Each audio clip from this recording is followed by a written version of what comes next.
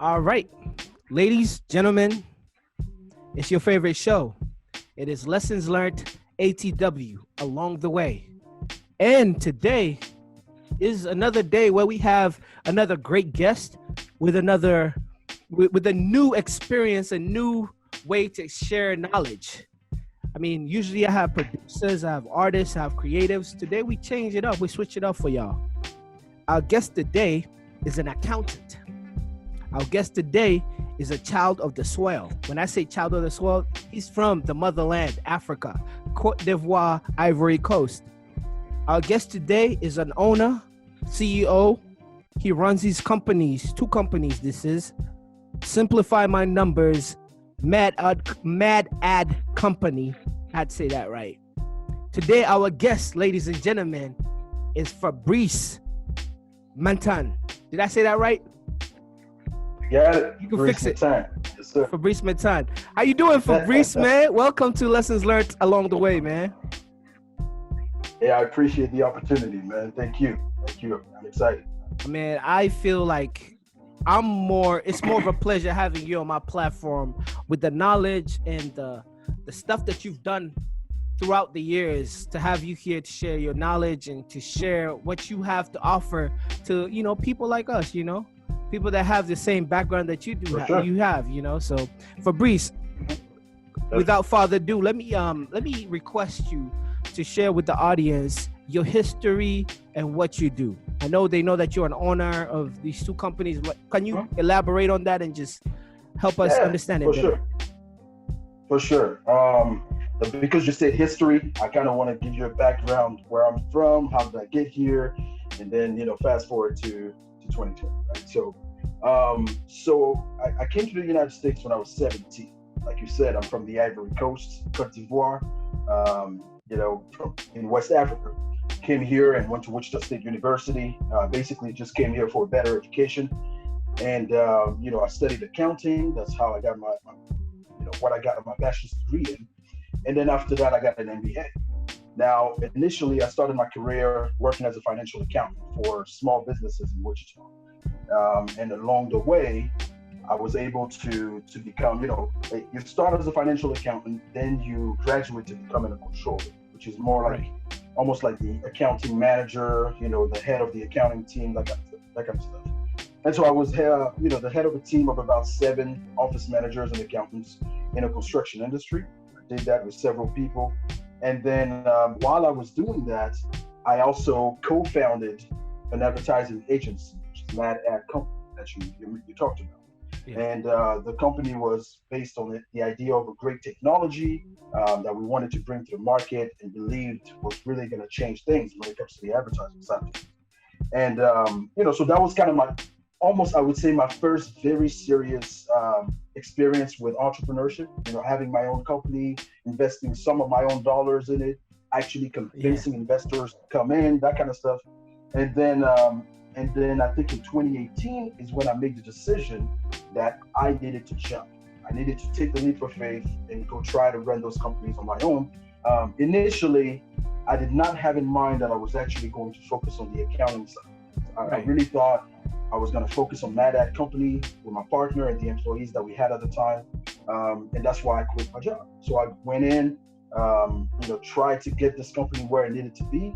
But along the way, people kept knocking on my door about accounting because they knew what my history was. They knew what I've done, the companies I used to work for. And so that kind of took a life of its own. And that's where Simplify My Numbers came, which today pretty much takes about 80 to 90% of my time. So that's kind of where, if I can sum it up before we get man. I mean, that is awesome, dude. Like I've seen you work. I've seen you on other platforms talking about Simplify My Numbers, and the way you break it down, like seriously, you make the whole accounting can be, to an average person, to an everyday person, can be overwhelming if you're talking about numbers. And then with how you come in and you just make it simple for everyone. Anybody could get your concepts and how you break down those numbers. I mean, just share with my audience. Okay, first of all, it's a 2-part question. What are the hardest things because that's one thing that we never learned. I personally went to college. I have my master's in instructional design and tech. I did my college. I had my undergrad. I did my master's. I want to do my PhD, and I'm going to start that here soon. Wow. As soon as this COVID stuff is, fixed, But one thing that I never ever got from the school system, whether it's back home in Uganda and here, is how to handle my finances.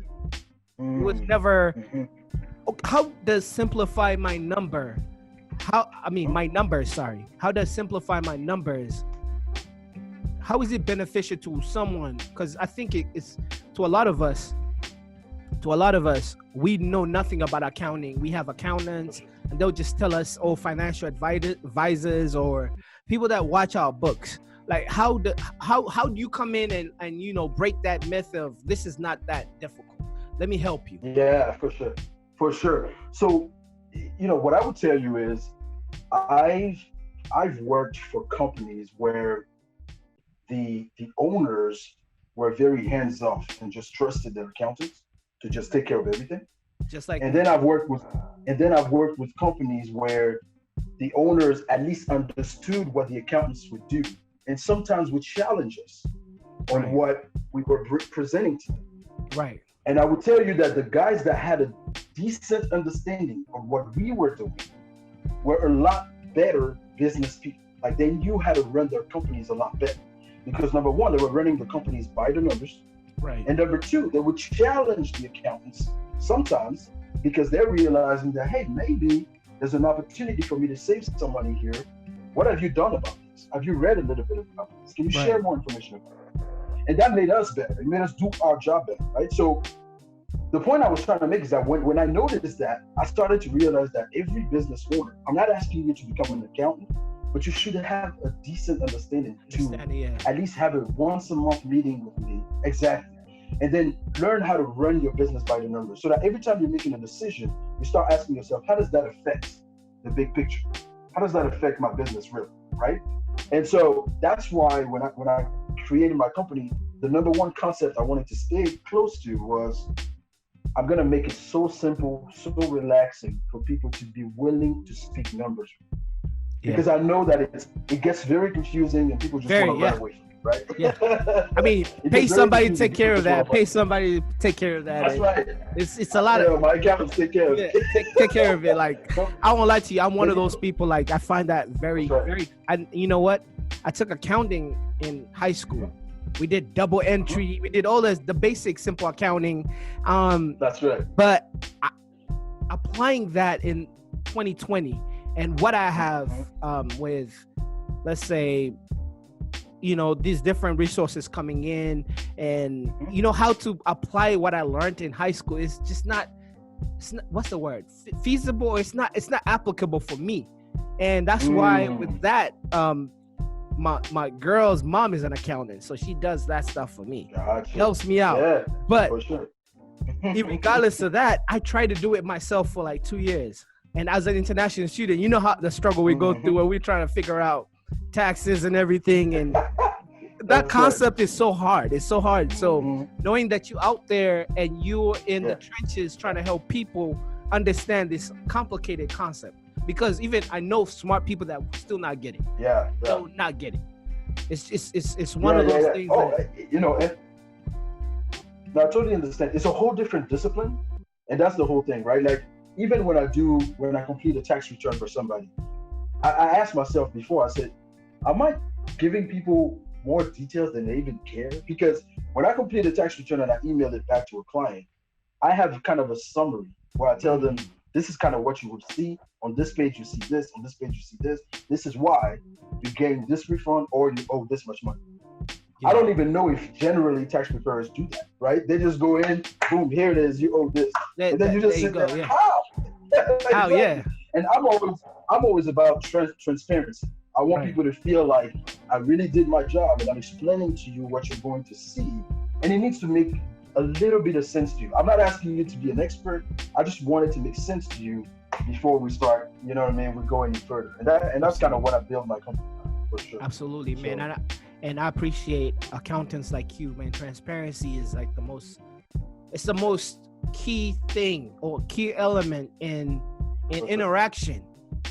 Period. Interaction, transparency, because it shows, okay, this is what I did. You could see it. It's not like I'm trying to, get one over you. I appreciate that. And personally, for a person with my personality, I appreciate transparency, whether it's good, whether it's negative, where it's where an accountant has to say, I owe money to the state, I owe money to the federal. Hey, the transparency does help me. And it's what we call in colloquialism is keeping it real. So, so moving on to Fabrice, man, you're a man of very many layers. You have so many. Sure. You do marketing, you do accounting. Let's talk about what influenced you to stick to become who you are. What influenced you to become who you are as a person with many different things that you could juggle, man? Like, you do a lot of things. Sure. So I guess, well, let me put it this way. The reason why I think I ended up becoming an accountant has a lot to do with my mother. So my mom used to be a legal and tax advisor for a company called Deloitte & Touche, which, if you're in the accounting world, this is one of the big fours. So it's like major accounting firms. She used to be, legal and tax advisor back in the Ivory Coast. And she wanted, to a certain extent, she kind of wanted her son to be like her boss, who was a CPA at the time. Oh, wow. So when it was time for me to go to college, she says, hey, Fabrice, I think, because I didn't know what I was going to study. She said, I think that if you study accounting, you will be able to utilize that skill in pretty much anything you do. So that might be a good place for you, to venture. And so I go ahead and I say, yeah, sure. I mean, I'm only 17. I come to the States. I enroll in accounting, right? And then very quickly, it becomes something that's just easy. So I go through my college degree, graduate with my bachelor's degree, and I start my job as an accountant. But the one thing I knew within my first year, I knew that if I was just going to be a regular accountant crunching numbers all day, if I did that for 5 years, I was going to be bored. So I worked for that very first company the first 2 years, and then I get taken from there for another larger company in the construction industry. And the first thing they asked me, because long story short, they kind of hired me from one of the people they used to invest in. And they kind of, hired me from there, sat down with me and said, Fabrice, what do you want to do? What do you want to be when you grow up? And I looked at her and I said, that's a good question. When you already grew up. Right. They literally told me, like, what do you want to be when you grow up, right? And I looked at the owner of that company and I said, I kind of want to be like you. Like, I want to run my own business. I know that I need more challenges than what I'm doing right now. Right. But I'm a good accountant, and I know I can bring something to the table, but eventually I would like to have my hands in more things. And so they said, okay, well, we believe that we can offer you a path to get there. We're going to give you a seat at the table so that you can help us run these companies together. And these guys had about 9 different companies. They're like, we're going to sit and do all these meetings together. Eventually, maybe you can become a partner, or maybe you can make enough money to start your own stuff. So that was a huge opportunity for me to sit there and really see how people run businesses. And I got really excited.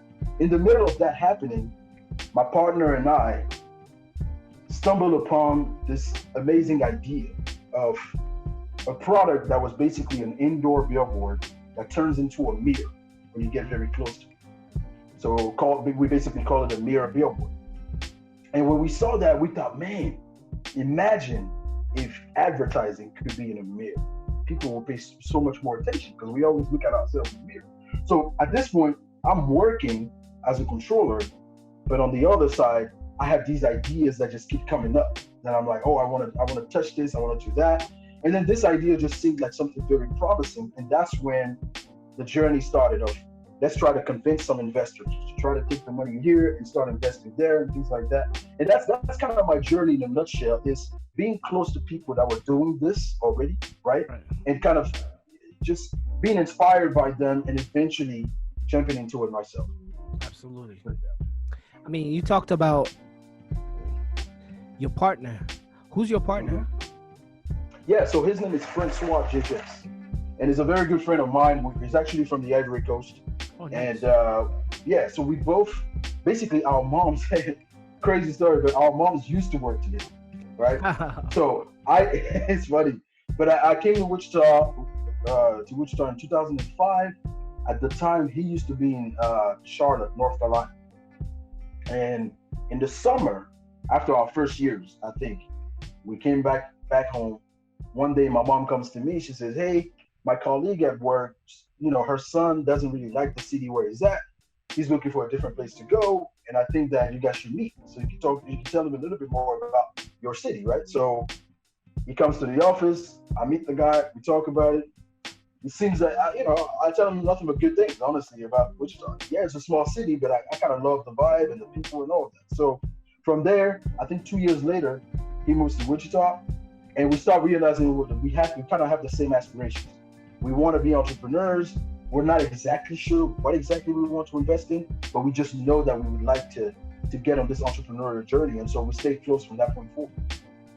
Man, that's beautiful, man. Like how you could find, I mean, it's like the what's the thing of like the something of degrees of separation, like where I forgot that 6 degrees, six right? degrees of separation, where his mom wasn't your mom, and how you guys connected back in Ivory Coast, but you were all students out, international students in the States. He was in Charlotte, you in Wichita, Kansas.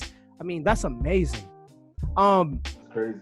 Bringing that together to the whole inception of all these ideas. I'm an entrepreneur myself. I have my little businesses here, and I'm trying to get LLCs and all that, trying to get stuff to go, right? Yeah, sure. Questions I get asked by people that want to understand the ideas of starting your own business, especially here in the United States, is capital. Capital is the only, you could have ideas every day, but I always tell people that I mentor, I have people that I mentor, and I tell them execution is everything. It's not about the idea, it's how you deliver, how you score the goal. Like I like soccer, I like football. I mean, not American football, but you know what I'm talking about. Yeah. But like I talk about execution. It's execution. Yes, I sleep, dream ideas, but those ideas only execute like once every one and a half years. It's a full execution because there's evidence to my idea. There's a concept. There's a proposal. There's a process throughout all these ideas to have this exception of a company, right? That's right. A new entrepreneur, especially people coming from where we come from, right?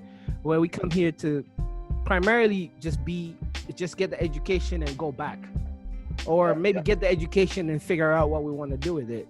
How, if you have another young Fabrice in your shoes,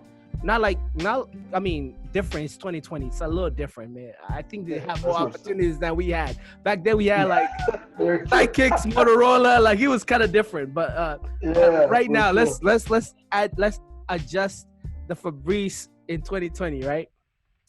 Entrepreneur spirit, heart, you have it in your heart. How do you, I would say solicit, how do you bring capital together to even start to run an operation, or even to have the idea of bringing people together and beginning a conglomerate to start doing what you're doing? It's very brave. So it is. So one of the things that I always say is that you have to start exactly where you want. Meaning, you cannot think of an idea and automatically think, man, I need money to even start this process. What you're gonna realize is that the person with the money is waiting to see that you are already at this level before they put the money with you. Okay? So you have the idea. Let's say you start the idea right here. This is you with your idea, and this is me with the money. Before, if you come to me today with that idea, I'm gonna do one of two things. Either I don't care and I just move on, or I take my money and I take your idea and I go, because I don't need you. But for you to get my money, you need to have done all of this, everything that requires you to do things without a dollar, to meet me close to where I am. to then impress me enough for me to say, you know what, I could put my capital into this. Because you already kind of figured out the whole thing, but I'm at a point where, okay, now I have the money, but you have the execution, and you've proven to me that you've done so. Let's put it together. And so, to me, the reason why I always tell people, like, you got to start where you're at. So you have the idea, you start writing a business plan. Generally, when you write something, you start realizing that it hasn't really formed in your head as well as you thought. Absolutely. Because it's all there. You're thinking, oh yeah, oh man, I got this genius idea. Let me tell you. When you start talking to somebody that has enough experience, very quickly they start asking you some questions. You sit there and like, wow, I didn't think about this one. But guess what? If you had written the business plan, generally all these ideas will start coming. Because there's a general step-by-step when you write a business plan. There's certain things that you have to touch on. The target market, what's your pricing strategy, what's your sales concept, blah, blah, blah, your marketing idea, all of that you have to put it, into perspective. So when you go through it, you're gonna start writing out everything that was in your head, and you start realizing, wow, okay, I gotta think about this a little bit. Maybe I need to do more research here. And then when you go through all of that, you're also going to realize there's a lot of things you can already do without the money. And what I mean by that is, like, if M.A.D company was the perfect example for us, because even though the company did not reach the level of, as of today, hasn't reached the level of success that I think it can, just how we raised the money, to me, is a huge victory because of the step-by-step that we went through. Right. We had this concept, we thought about this idea and said, man, this would be amazing. The first thing we did was trying to figure out if we could build the product ourselves. We tried everything. We tried to did some research on websites, try to figure out, is there a product like that we could make together, all that. We couldn't really figure out anything. We did research for about a year until we found an engineer who had already built the product we needed, had a patent on it, just didn't take it to market. That engineer was 18 hours away from Wichita. Oh, wow. We rented a car and went all the way there just to meet them, because we had no money, right? Broke college student, just to meet them in person and say, hey, we want to see your product. We want to see what it's all about. So then he presents everything to us and we go, man, this is amazing. We want the product. He goes, well, this is the price. If you want it, whatever. So we sit down, we think about it. We're like, man, how are we going to make a deal? So we stayed in that city for 2 days. And then we came back the next day and said, okay, here's the deal. We would like to have 4 samples that we will bring back to our town, convince an owner of a public place to put those samples in, just so we can have a proof of concept. Right. And for every dollar, exactly, for every dollar that we can generate, we will send you 50% of that. So basically, we don't buy anything from you. We'll take it with us, go install it, and then we'll split our revenue with you, because we have no money right now. So then he goes, you know what? That's kind of a good idea. So we take four of those mirrors, come back to Wichita. We go talk to a few people that we know. We find out about this new pizzeria that's about to, expand. We go talk to the owner. We convince him that we have a product that's going to make his place so much better. He looks at it. He loves it. Guys, go ahead and put it in. At this particular point, we need $1,000 to be able to install those mirrors. Right. That's when you go, okay, I have the mirrors, I have the place. I don't have $1,000. Who has $1,000 I can go convince right now to give me a chance? You see what I'm saying? I've done enough. So now I go and I talk to a couple of people that are like, yeah, Fabrice, man, we know you're a grinder. Go ahead and let's do it. We put a little bit of money together. Boom, we install the mirrors. At that point, now we have a proof of concept. We have a real location. Proof of concept, yeah. We have a real location with our products. People can actually see, and now we're waiting for feedback. We get a couple of advertisers here and there. It starts making a little bit of money. We're like, okay, now this is real. Now we go talk to the investors, to people that we start asking around, hey, do you know anybody that wants to invest into a company, stuff like that. And now we ended up finding somebody. The first person we found, a young kid that kind of wanted to invest. His family trusted him with a lot of money. They were like, hey, if you can find some good opportunities, we'll let you do it. We find him, we convince him of the big idea. We're like, hey, listen, this is what we see. We only have 4 of those mirrors right now, but we believe we can get to 100. We can get to 200. We can do this. The only thing we need right now is this little capital for us to place the first order. Wow. He invested what he could, And with what he invested, we went to convince another investor that we already have this. We just need this to be able to make that order. And that was a process of from 2012 to 2017. 2017. Yeah, because I started seeing 2018. I started seeing them around. I started seeing them. That's right. They were in the different bars or different spaces that I was frequenting. But I was going out there to just spend my little dollar, just going, just social amenity, social amenity. But I started seeing them, and I was like, because we friends on social media. I could see you talk about M.A.D company, and I was like, oh, this is my boy's works. And oh wow, I was like, this is genius. Especially understanding that this ingenuity came from, children of immigrants, or even not immigrants, but just people that came over to the United States on the merit of education. And black people, man, that's genius. We don't I think as black people, we are so just naturally creative. Absolutely. Like if we really tap into our creativity, if you really think about it, a lot of the times our creativity starts in art, right? It starts in music, and we're going to talk about that too, right? We all kind of got into the music, right? We did a little bit of, we play sports, that kind of stuff. But if we expand on that, pretty much anything on this earth, I don't know anything that us as a people just can't do. I really don't. And so it's us being able to tap into our creativity beyond the spaces where we're expected to be. Because I always look at it like sports, arts, music, acting, we kind of expected to be there. I know, right? It's like social. We go beyond. Yeah, I think especially here in the United States, I think back home, social engineering is a very big factor, where when you're born as a black boy, you're kind of indoctrinated to only listen to a certain type of music. If you don't listen to that music, you're not really black. Or if you listen to rock and roll, it's something that is like putting match the pieces together.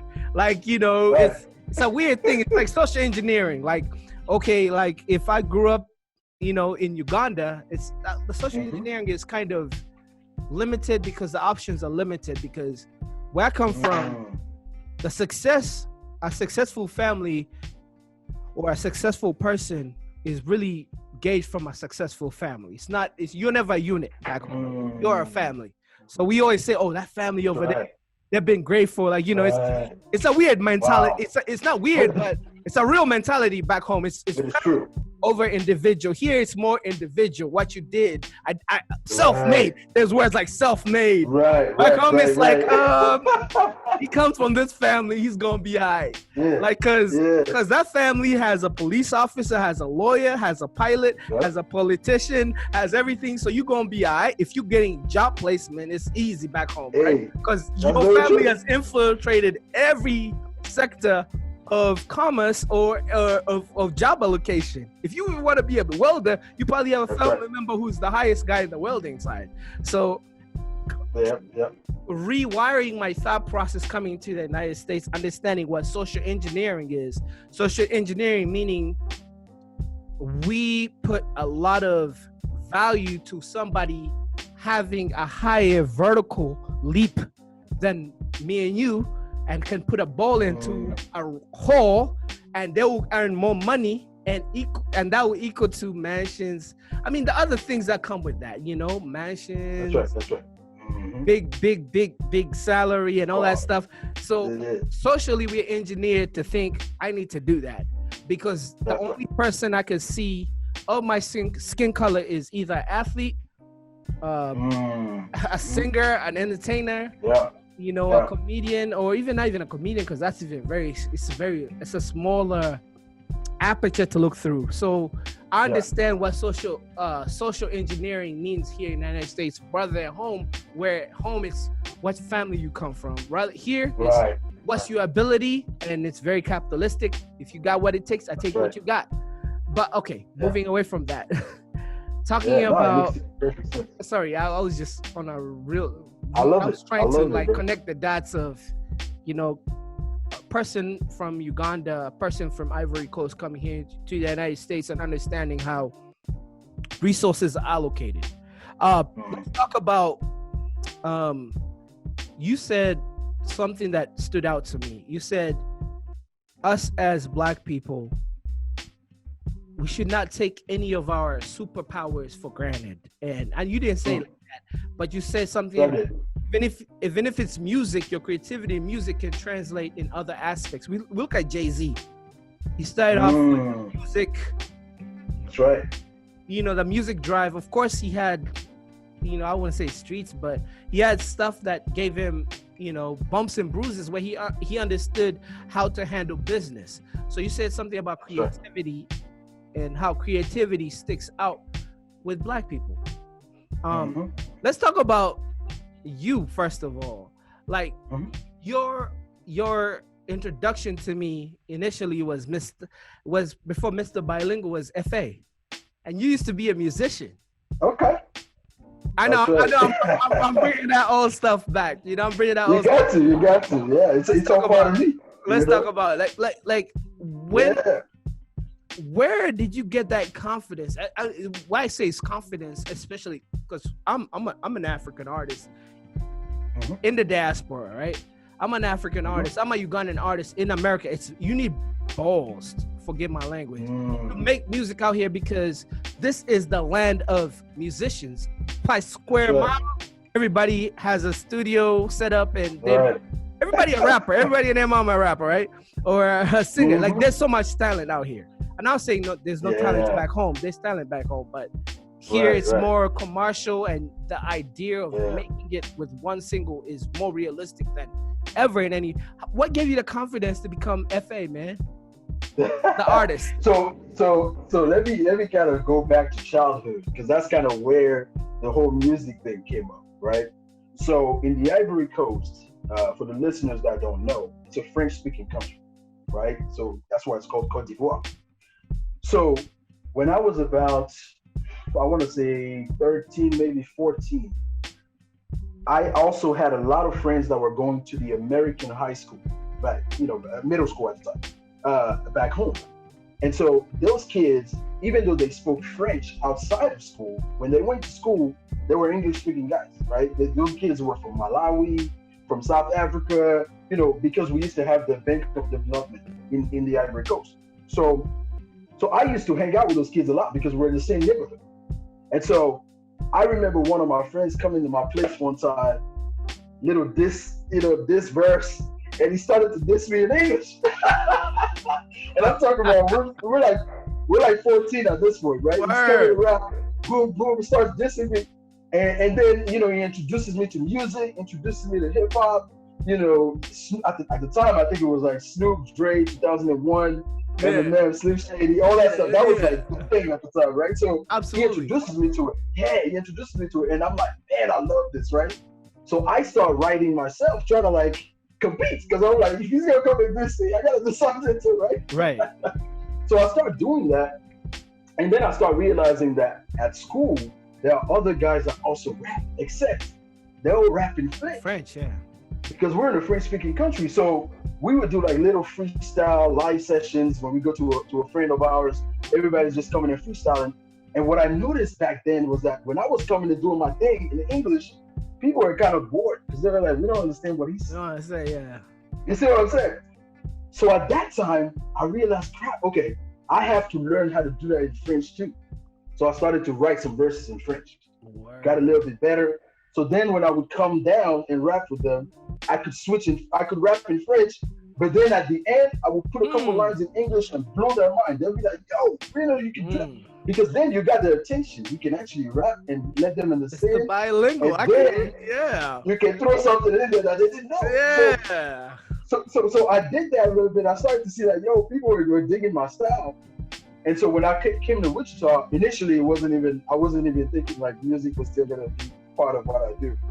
And then I started to, through meeting a couple of people, I started to realize, there was a whole hip hop scene in Wichita. So I got back into it, right? Got back into it. My name is Fabrice Arno. That's why FA came from. And then the whole Mr. Bilingual thing, I created it at that point because I wanted, when I come in and I rap, obviously I got a different accent. Right. People are going to wonder, like, where's this guy from? Where's this guy from? So by starting with I'm Mr. Bilingual, you automatically know, okay, this is a guy that probably gonna switch up 2 languages. Yeah, he's going to switch up on you. And that became my style. So it was always, you start, rap a little bit, switch it up, put a little bit of French in there, come back in. People would be like, yo, this is crazy. So during college, I just had a lot of fun going through that. Go ahead. Sorry, I won't lie to you. I listened to Mr. Bilingual, FA rapping back in the day. And I'm like, bro, forget about the bilingual side. Even in English, he's kicking butt. You're kicking butt. Like, you're a lyricist. Like, you were like, I think your style will be more appreciated right now. In this climate, when you were doing it, you have to remember you were doing it in 2011, 2010, and you had people like Kurt Cobain, tell me what it is. You had a different right now. You see people like you, the way you were rapping, and you see J. Cole, and you feel in your head like, man, I was doing kind of something like this back then. Yeah. Or I'm seeing Kendrick. I mean, of course, Kendrick was still active back then, but he was not Kendrick right now. Like your message back then was very rich. I mean, it was very rich. If you go past he's different from me, just let's listen what he's saying. Like what you were saying, and you know it. I know deep inside you know that. Like, deep inside, like man, this is what they're liking right now. And this is when I'm done rapping. And you hearing, and you're like, I was talking about this like 10 years ago. I was doing the same thing. Like, I know deep inside you feeling like that. You feel like that. That's like sometimes you always gotta look at it like I feel like I could still drop a couple. I know. You're like, maybe you were before your time. You were before your time. Yeah, but it was, at the same time though. I'm not gonna say I don't necessarily think I was before my time, but I was in a particular window where it's almost like there was a window between when hip hop was really lyrical and the guys were always about spitting all that stuff, and then where hip hop became more about the melodies and the beats and things like that. There was that transition right there is kind of where I was still lyrical like the guys before. Yeah. But people weren't necessarily feeling that too much. They want to listen to Charlie Boy. They want to listen to Charlie Boy from Texas, from Dallas. Exactly. Hands on your head, motherfucker. Hit them with the flex. That's what they want to hear. You come in with some bars like, what the hell are you talking? Like, too many syllables you're adding to a verse. Come on, man.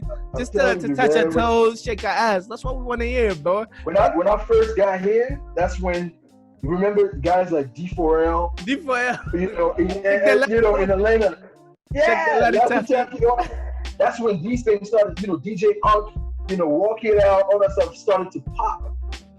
But before I laugh because I was in that era too. I was putting out music and I remember everybody was like, yo, I rapped about complicated schemes. And somebody was like, I just want to hear Pretty Boy Swag, bro. A close friend of mine. Like, yo, you kind of killing the vibe right now. You can't play that when all the girls are here. Like, you can't turn that talking to my. I just want to hear Pretty Boy Swag. I'm like, I knew I'm not connected. Maybe I missed the generation, and that was so funny to me because it was devastating when I heard that. But what is so funny is this new generation, and all jokes aside, talking about current situation, when we talk about COVID-19, when you talk about social injustice, people like what you were saying that was thoughtful, something that you just don't make to make yourself, you don't write music to put out numb melody to just keep you in a program, something that is thought-provoking, something that is profound. Rappers like you, Mr. Bilingual, Mr. FA, rappers like S.T.RAP would be very poignant in times like this. But the thing is, that's a good point. we kind of outgrow. Personally, I'm talking for myself. I kind of outgrew the urge of wanting to put. I mean, I still make music, but the thing of wanting it to be broadcasted, I don't even have that feeling anymore. I will make it to listen to it and drive around. Yeah. Wow. Yeah.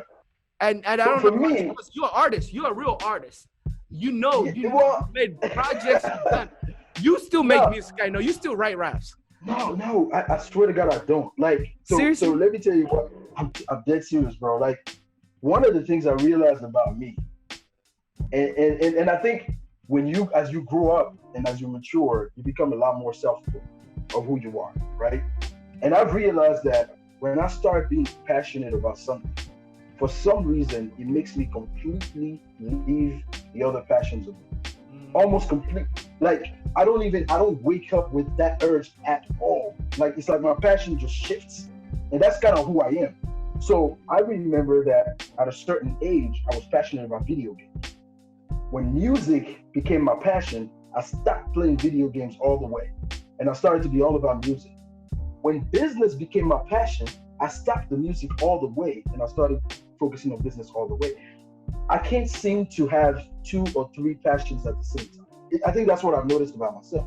And so once I started to really get into business and really, like, every day I wake up, it's all about how are we going to run the companies, how are we going to move, and I love every second of it. The music went away, bro. Like, I love listening to it and I love dissecting it and being like, man, that beat is crazy, or man, did you hear the rhymes, right? But besides that, myself doing it again, I really don't see it. But that's just me. You know, man, I respect. For me personally, I still have a studio. You can see my setup. I mean, you cannot see it, but dope. I still have a setup. The mere fact that I'd given this music stuff a lot of my life. I mean, I gave it like 15 years of my life. So the detachment from it is a little hard. I mean, I know, yes, I'm not detached from it, but from the aspect of, you know, when you're a 21-year-old, when you were a 20-year-old artist, it's the idea of getting signed and these big dreams and all that stuff. Yeah. Then when you get to a saying love voice, just F it. I'm just doing it for the 40 people that listen to my stuff. And then it gets to the point of, like, you know what? Why am I even making music anymore? Because I feel like hiring an engineer is expensive. Shooting a $2,000 music video is expensive. I could be investing in another business that that's why I'm opening up businesses. So you start looking at the allocation of money, and you start to think, man, maybe I don't have to even do music anymore, because everybody is doing music because it's very readily accessible. All these applications, all these microphones are cheap. They're not expensive. Yeah, it's just, anybody could just wake up and have a hit while they rapping it in their when they're sitting down on the chair or singing. Right. So, hey, I had to bring that back. I had to bring Mr. But I do want to say though, one of my big dreams though is still that once I get to a place where my businesses have created enough wealth to play with, I definitely want to start, open back up a label where we would nurture artists. You see what I'm saying? Like, absolutely. Because I feel like no matter what, I've learned a ton throughout every single one of my experiences. There's not one experience that I'm gonna be like, man, I wish I never did this. The reason why I'm so comfortable today in front of the camera or on stage speaking to people about the business is because I learned you were rapping, how to perform. Perform. I was performing in front of people. Yeah. So serious. And so that right there killed the phobia of being in front of people. And so now I'm super comfortable, doing different things where I'm showing people the businesses and all that and presenting stuff to people. But I learned that through the music. So it's like, there's a lot of things that I've learned in the process. I feel like I can show that even to artists as well and nurture them to become much more than, they could become an artist. But after that, what do you do with everything that you gain? Maybe you can get into some different investments and things like that. So that's a dream way down the line, but we'll see. Absolutely, man. I to be honest, I think I have the same dream as you. Like, nice. I want to one thing I definitely want to do is learn how to play different instruments. Because now I have a daughter. I want to teach her how to play piano or guitar. I want to learn more instruments, and I want to mentor her because I want to see a young version of S.T.RAP.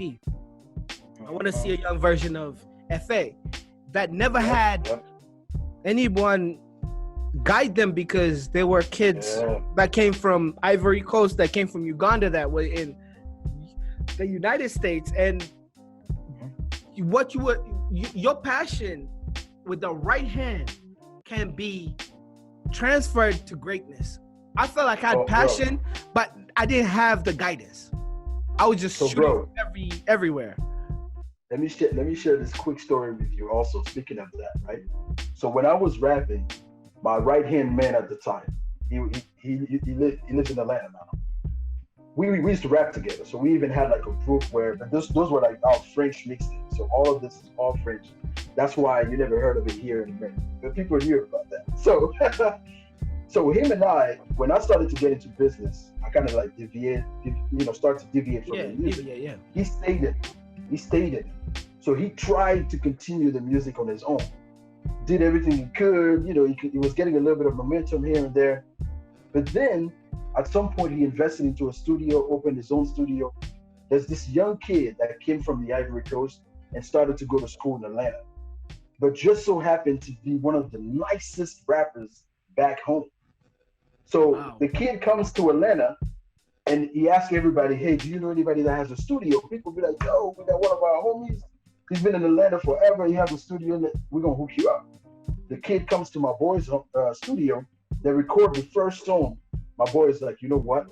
I'm dropping everything now. I'm going to focus on that kid. That guy. Everything I've learned in the music industry, I'm going to focus on that kid.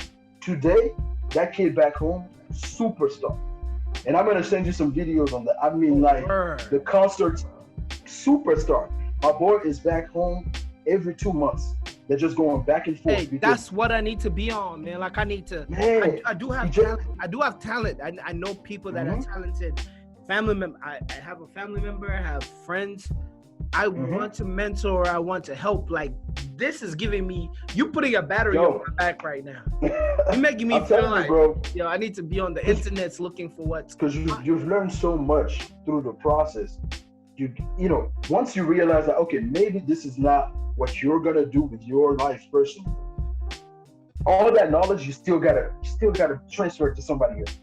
And then there might be another guy that's from Uganda who's killing it that you might be able to connect with. Absolutely. And transfer all of it and mentor it to get to that stage. And I would definitely encourage that, man. For absolutely. Sure. And I do have youngins who are beasts, animals. They're nice. I have my boy Benny. He's in Canada. We talk. He was on my podcast. I have my cousin Gonzi. I have youngins that are ready for that, and I definitely need to share what I know with them. And I've tried to do that.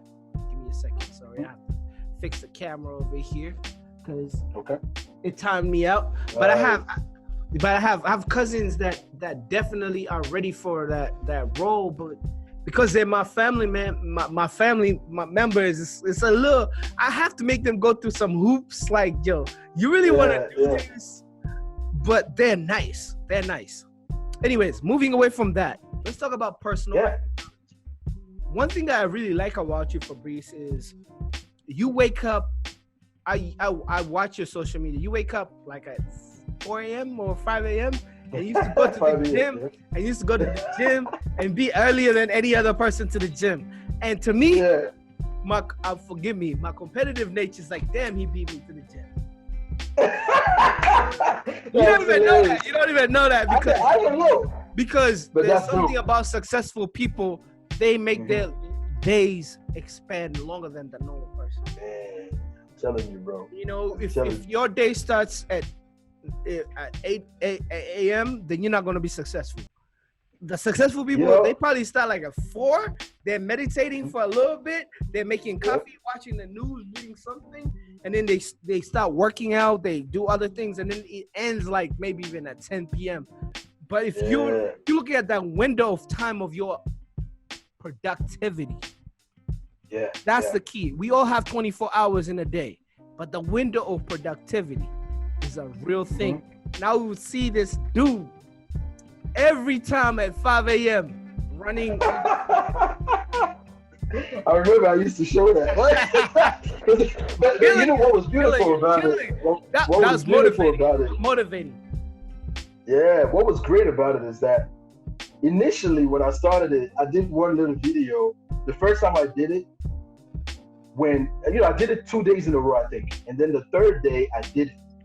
And I received maybe 10 to 15 inboxes where people were like, yo, what happened? You didn't work out today? That's when I realized people were keeping me accountable. Yeah. I was like, oh, so people are actually watching this and they're keeping me accountable. I'm going to use that to make sure that it becomes consistent. You see what I'm saying?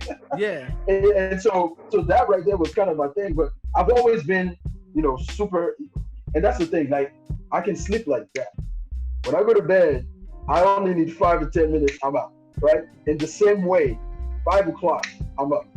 And like, the way I look at it is, if you're waking up, say, at 7:30 every day, and I'm waking up at 5, I have that 2.5 hour window that is accumulating every single day. It's accumulating. So imagine we do that for 30 years. Imagine where I'm gonna be compared to where you at. Because every day, because you have more. Your window is like bigger. Like you have more time to prepare. You have more time to think. You have more time. The key thing is you have more time to absorb what happened. A lot of people, especially in times like this, mental health is a big thing. You need time to absorb, do, and connect. Absorb, do, and connect. Connect meaning, doing is you feel what's happening, whether it's in the news, whether it's in your business, whether it's, absorb it. Take it in. And then doing is the actions after you absorb, you internalize it, you think, you do, you act accordingly. And then connecting is making sure there's the empathy in it. There's the empathy, because a lot of us, especially in the business world, people don't have empathy because it's a killer. It's like a shark world, man. Yeah, it's like, but the empathy is key. So I see you. I see you in the morning, man, doing your thing, and I'm like, damn, he beat the sun. He beat me. He beat everybody to get up. And I appreciate it. With you not knowing that you motivate me, makes me get up earlier, and I'm in there, and then that makes my day prolonged. It's prolonging my day. So the amount of things I could do for not only the job that pays my bills, but also my own personal businesses, I have enough time throughout the day because I'm not sleeping. I'm not saying sleeping is needed, by the way, forgive me. Oh, exactly. You need your sleep, but that extra sleep, like I get my 7 hours, I'm good. Because I go to sleep like at 9 a.m. I'm sleeping at 9. So if I'm sleeping at 9, I'm getting up at 4, get my workout in, get my affairs in order. I'm looking at my boy Fabrice over there running the treadmill, trying to like. I gotta do that again, man. I gotta get back to it. No, let me tell you, you motivated me, bro, and you still motivate me with what you do. Okay, talking about peace of mind, right? Let's talk about personal ideology, right? Right now, what I do, I have this personal ideology where I move with this mantra, this motto, which is attached to nothing, open to everything, or open to everything, attached to nothing. Meaning like COVID-19, right? If you had, prior to COVID-19, if you had a 5-year plan and you were attached to your 5-year plan, you were saving honestly, you were doing everything honestly, and then the rules changed because of COVID-19, you'll be manic. You go through an episode. You'll be depressed a little bit, right? But if you're not attached to things changing, but you're open to change, It makes you become like water. So you fit in every cup. You fit in every vessel. And that's my mentality, because I know anytime, because I came into America with one baggage, with just 3 shirts, 3 pairs of shoes. I'm ready for change. I'm ready for me to lose the house that I bought. I'm ready. Yeah, I'm not attached to it, but I'm open to everything. Meaning that my daughter could teach me something new. Anybody, I don't have to feel like I know everything because I have a master's degree and I'm doing this, I'm doing that, I have to be everything, but I'm attached to nothing, meaning that I don't control shit. Forgive my language. So that's what I'm saying. That's my philosophy. What's your philosophy right now as an entrepreneur, business owner? What's making you what's making you successful, help you sleep at night? For sure. So I think yesterday I posted something that kind of sums up where I am in life and kind of what I think, right? It's more like, it's a saying that I heard that says, the bad news is time flies, but the good news is you're the pilot. The bad news is time flies, but the good news is you're the pilot.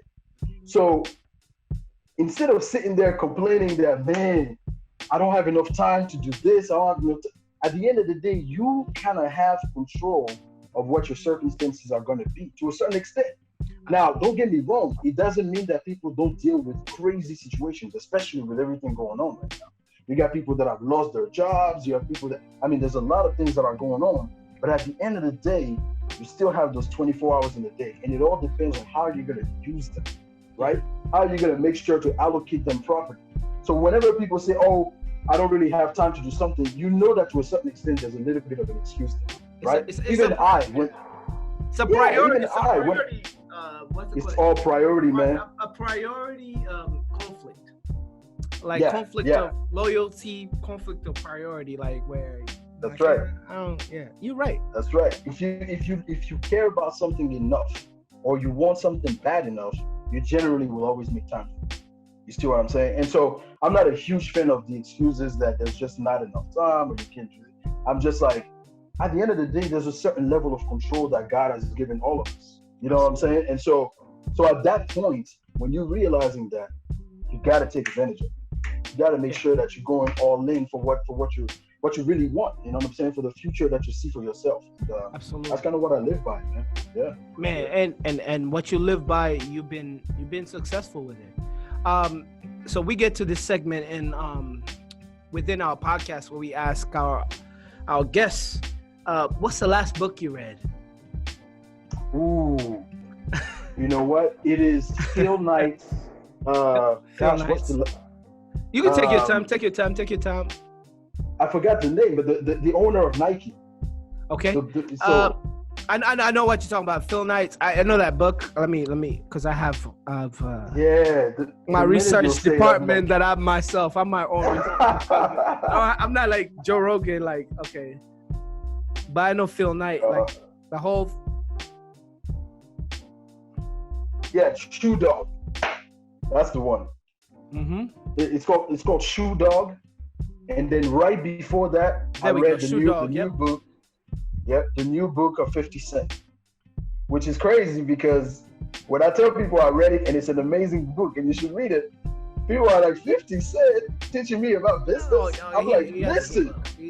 Oh, man. I mean, the guy is one of the most disciplined guys in the industry, period. Yeah. As far as like being an artist that has transitioned the way he has. I mean, he has some great content. I mean, so, yeah, those are the 2 books for sure that I just read. I mean, 50 Cent is, I mean, when you see him transitioning from music to being an actor and losing weight for certain roles is like ridiculous. Oh, yeah. Was it a 50-something Power? What was that book? That's right. The 50-something Power? No, I don't believe it's that one. Gosh, let me see. He has the Hustle Harder. Hustle Harder. Hustle Harder, Hustle Smarter. He had that one book. I remember when he did the 48. He had 50 laws. 48 laws of power. He did his own 50 laws of power. the sequel. That's right. And I mean, Curtis Jackson is for business, for a capitalist, for a person like me and you. I mean, he's very interesting. I mean, he's somebody you could study. Yes. He's one of those people that you can sit down and study his rise and understand that he was never favored in any of his in this situation, whether it's label. He was a rebel and he got to where he got. Like, I mean, that's beautiful. Like, if he's making books, I've read one of his books. I think that was the 50 Laws of Power. I read it. I didn't read it. I had an audiobook, but same thing. Bro. I listened to his book. Yeah, I'm the same way actually. I listen to most of the books that I go through. I listen to. Because I don't have time to sit down and read. So when I'm working out, I'm listening to an audiobook. When I'm doing miscellaneous activity, like I'm cleaning up the house, I'm doing yard work, I'm listening to a book. That was a book that showed me different insight. Although I still disagree with some concepts from that, but this is for another podcast. But it was very smart. Because I'm that type of guy. I listen, but sometimes it's okay to say maybe that will not work for a person like me. Yeah, exactly. Maybe not work for a person like But it's not about agreeing with everything. Absolutely. So So let's talk about and then we coming to the closing of this episode. Let's talk about we already talked about the last book you read. Let's talk about if you had the chance to speak to 17-year-old Fabrice coming to the United States back in 2005, what would be the lessons learned as the theme of this whole podcast or discussion that we've had for an hour? What would be the lessons learned that you would share with him? Man, I feel like I learned so much. I mean, you can say, take your time, because you have to tell him, because you have to remember how Fabrice felt at 17 coming here. Horse blinds, didn't know anything, and now you know all this stuff. Almost 20 years later. That's right. The funny thing about, I've always been very adventurous, like somebody that is willing to just do different things, learn about everything, being with different people, that kind of stuff. And so that's one thing that I'm proud of, because it taught me a lot to get me to this stage, right? I think today, I would probably say, as much as you don't care about it, and I'm talking to 17-year-old Fabrice, as much as you don't care much about it, start educating yourself on personal finances a little bit. Start doing that, because the mistakes that you make in your 20s, you will pay for them in your 30s. In your 50s too. Sometimes too. But I mean, you're talking to an African, but to Americans, I have some American friends that are paying back because they in their 50s, and the stuff it's not amazing. Asking them questions right now with the loans, and they dropped out of college. You know what I'm talking about? They're paying for a degree that they didn't get. They're paying for a degree they never got because they didn't complete. That's crazy. They took all that money out. It's some real stuff. You say some real stuff. For real. Yeah. For real. It's so I'm looking at it like at that point, the reason why I say even though I know you don't care, because I remember that at that point, that was the last of my words, right? I took credit cards left and right. I didn't care. Ruined my credit score. Kind of didn't care. When I got to the stage where it was, okay, now we're starting your business. And now you're trying to go ahead and get loans to be able to start funding things that really matter in life. And you can't do it. Now you're in a position where you got to work longer to be able to get yourself where you want to be. And I feel like if I had known what I know today a little bit more at that time, there's some mistakes I wouldn't have made. So for me, most of it will be around financial life, to be completely honest.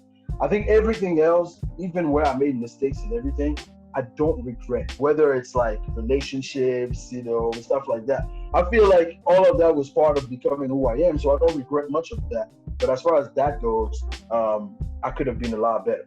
You know what I mean? So So yeah. I mean, ladies and gentlemen, you heard it. What Fabrice has learned, it could be applied to young Fabrice back in 2005. Is something that he's doing right now. It's financial knowledge, financial awareness. And it's so ironic that he's in that field. I'm telling you, bro. His bumps and bruises taught him a real lesson learned. No pun intended. Man, I appreciate you. I appreciate you for sitting down with me, man. Like, I wanted you on my wish list because I know the great things that you do. Your pedigree when it comes to ownership, to your growth as a person, coming from being an artist, let's even scrap being an artist, being an international student, to being who you are right now, man. We need to give you your flowers while you're still here to smell them, man. Like, you've done a lot of great things, and you know, sometimes you don't get that because people don't understand that journey or understand the metamorphosis of that journey and the growth of that journey. But I do, because I am you in many ways, because I am the kid that came into the United States with that naivety of ideas, whether it's sports, whether it's music, whether it's this, and I realized what it really is. And what it really is what you have, I'll take. And I realized now I need to create something that is takeable enough for me to own. So that's the next thing. Is okay, you can take it by on the patent, or you can take it out on the right. You know, that's another podcast for another situation. But ladies and gentlemen, it's been lessons learned, and we have Fabrice Metan. Did I say it right? Correct. Metan. Thank you very much, ladies and gentlemen. I had an awesome guest. He's been teaching me in this episode right here. I've been learning, and I appreciate it. Thank you very much. Peace and love, and we are out.